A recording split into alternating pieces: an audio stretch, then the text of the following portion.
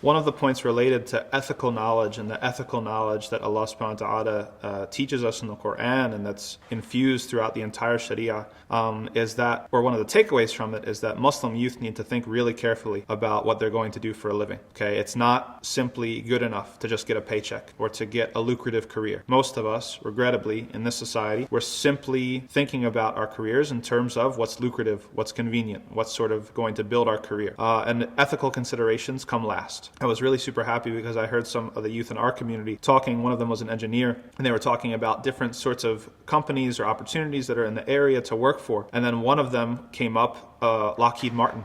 Lockheed Martin is the biggest weapons producer maybe in the world, or one of the biggest defense contractors.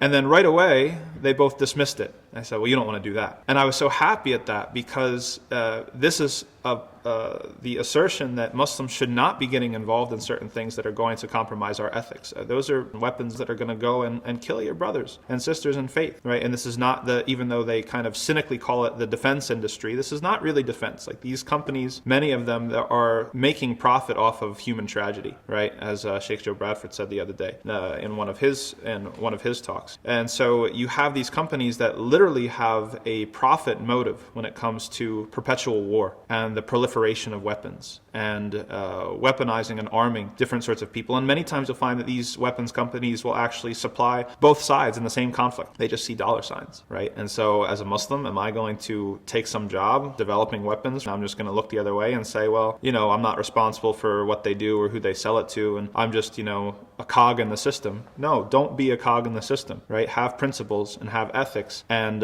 limit yourself. Limit yourself and make decisions according to those ethics, and Allah subhanahu wa ta'ala will never let you lose. He will always replace what you've given up with something better.